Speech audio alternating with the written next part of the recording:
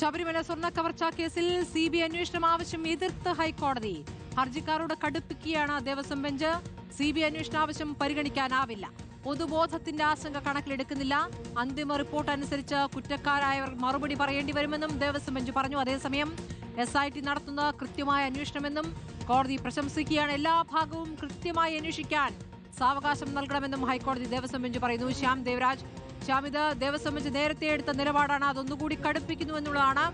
CBI അന്വേഷണവും ആവശ്യം ഇനി ഇങ്ങോട്ട് കൊണ്ടുവരണ്ട എന്ന് തന്നെയാണോ ഇപ്പോൾ ദേവസ്വം ബെഞ്ച് തീർത്തു പറയുന്നത്? ശ്യാം, അങ്ങനെ തന്നെയാണ്. ഈ ഹർജികളിൽ അതായത് BJPയുടെ സംസ്ഥാന പ്രസിഡന്റ് രാജീവ് ചന്ദ്രശേഖർ, ഹിന്ദു ഒപ്പം തന്ത്രി പ്രചാര സഭ ഉൾപ്പെടെയുള്ളവർ നൽകിയ ഹർജികളിലാണ് കടുത്ത നിലപാട് ഹൈക്കോടതി സ്വീകരിക്കുന്നത്.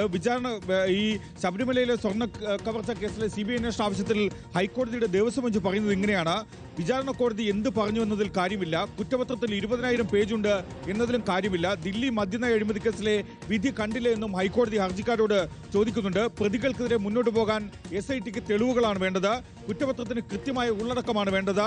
SIT അന്വേഷണം പൂർത്തിയാക്കാൻ SITക്ക് മതിയായ സമയം നൽകണം. നിരവധി പരിശോധന, ശാസ്ത്രീയ പരിശോധന അടക്കം അന്വേഷണത്തിന്റെ ഭാഗമായി പൂർത്തിയാക്കേണ്ടതുണ്ട്. ശാസ്ത്രീയ പരിശോധനാ ഫലം ഇല്ലാതെ കുറ്റപത്രം നൽകാനാവില്ല. കുറ്റപത്രത്തിന് ശേഷമാണ് ശാസ്ത്രീയ പരിശോധനാ ഫലമെങ്കിൽ ഈ അന്വേഷണം അല്ലെങ്കിൽ ഇതിന്റെ ഫലം എന്നത് വെറും ചോക്കുപിടിയാകും. സ്വർണം ശാസ്ത്രീയ പരിശോധന നടത്താൻ രാജ്യത്ത് ആകെ 2 ലാബുകൾ മാത്രമാണുള്ളത്. അക്കാര്യം ഹർജിക്കാർ ഓർക്കണമെന്ന കാര്യവും കൂടി ഹൈക്കോടതി ഹർജിക്കാരെ ഓർമ്മിപ്പിക്കുകയും ചെയ്തു. മറ്റ് കേസുകളിലെ വിധികൾ പോലെ അത്തരം കേസുകളിലെ വിധികൾ ശബരിമലയിലെ ഈ കേസുമായി ബന്ധപ്പെടുത്തരുത്. ജാമ്യാപേക്ഷയിലെ വിചാരണ കോടതിയുടെ പരാമർശങ്ങൾ കണക്കിലെടുക്കുന്നില്ല എന്ന കാര്യവും കൂടിയാണ് ഹൈക്കോടതി വ്യക്തമാക്കുന്നത്. മാത്രമല്ല, ഹൈക്കോടതി കൃത്യമായി പറയുന്ന ഒരു കാര്യം, പൊതുബോധത്തിന്റെ ആശങ്ക കണക്കിലെടുക്കുന്നില്ല എന്നുകൂടി ദേവസ്വം ബെഞ്ച് വ്യക്തമാക്കുന്നു. അന്തിമ റിപ്പോർട്ട് അനുസരിച്ച് കുറ്റക്കാരായവർ മറുപടി പറയേണ്ടി വരും. അന്വേഷണം കൃത്യമായും ശരിയായും പൂർത്തിയാകുന്നുണ്ടോ എന്നതാണ് നോക്കുന്നത്. CBI അന്വേഷണ ആവശ്യത്തിൽ വാദം കേട്ട് തീരുമാനമെടുക്കുമെന്ന കാര്യം കൂടി ഹൈക്കോടതി വ്യക്തമാക്കുകയും ചെയ്തിട്ടുണ്ട്. BJPയുടെ സംസ്ഥാന പ്രസിഡന്റ് രാജീവ് ചന്ദ്രശേഖർ ഉൾപ്പെടെയുള്ളവർ നൽകിയ ഹർജികളിൽ ഹൈക്കോടതി വാദം കേട്ട് പിന്നീട് തീരുമാനമെടുക്കുകയും ചെയ്യും.